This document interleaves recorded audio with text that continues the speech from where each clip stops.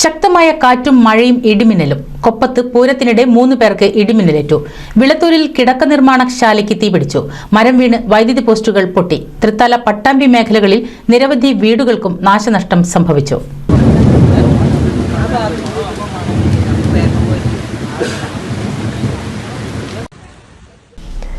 ഞായറാഴ്ച വൈകിട്ട് 7:30 സംഭവം. എറയൂർ പൂരത്തിനിടെ 3 പേർക്ക് മിന്നലേറ്റു. പരിക്ക് പറ്റിയ ആമയൂർ കുന്നത്തുപടി ജിതേഷിനെ പെരിന്തൽമണ്ണയിലെ സ്വകാര്യ ആശുപത്രിയിൽ പ്രവേശിപ്പിച്ചു. ആമയൂരിൽ നിന്ന് വന്ന ഇണക്കാളയുടെ മുകളിലായിരുന്നു ജിതേഷ്.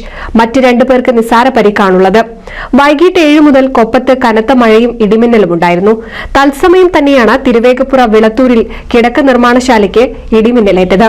തിരുവേഗപ്പുറ വിളത്തൂർ റോഡിനോട് ചേർന്ന് വിളത്തൂരിൽ പ്രവർത്തിക്കുന്ന ഡോഫോർട്ട് കമ്പനിയിലാണ് തീപിടുത്തമുണ്ടായത്. കെട്ടിടം പൂർണ്ണമായും കത്തിനശിച്ചു. ആളുകൾക്ക് അടുക്കാൻ പോലും കഴിയാത്തത്ര ശക്തിയിലാണ് തീ പടർന്നത്. പട്ടാമ്പിയിൽ നിന്നും 2 യൂണിറ്റ് ഫയർഫോഴ്സ് എത്തിയാണ് മണിക്കൂറുകളോളം പണിപ്പെട്ട തീ അണച്ചത്. ലക്ഷങ്ങളുടെ നാശനഷ്ടം സംഭവിച്ചു. ശക്തമായ കാറ്റിൽ കപ്പൂർ പഞ്ചായത്തിലെ കൊള്ളന്നൂരിൽ വാർഡ് മെമ്പർ സൽമയുടെ വീടിന് മുകളിലേക്ക് തെങ്ങ് കടപുഴകി. വീടിന് ചെറിയ നാശനഷ്ടം സംഭവിച്ചു. പ്രദേശത്തെ ക്ലബിന്റെ നേതൃത്വത്തിൽ നോമ്പുതുറ നടക്കുന്ന സമയത്തായിരുന്നു തെങ്ങ് വീണത്. എല്ലാവരും വീടിന്റെ മറുവശത്തായതിനാൽ വലിയ അപകടമാണ് ഒഴിവായത്. ശങ്കരമംഗലം തെക്കുമുറിയിൽ തെങ്ങ് കടപുഴകി വീണ് ഇലക്ട്രിക് പോസ്റ്റ് തകർന്നു. രാത്രി 9 മണിയോടെയായിരുന്നു സംഭവം. 2 ഇലക്ട്രിക് പോസ്റ്റുകൾ പൂർണ്ണമായി തകർന്നു. ആർക്കും പരിക്കില്ല.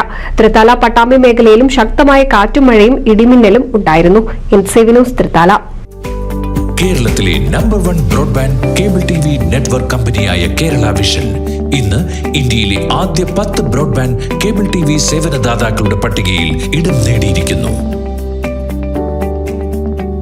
Vision success. ആഘോഷിക്കാം ഈ അഭിമാന നേട്ടം.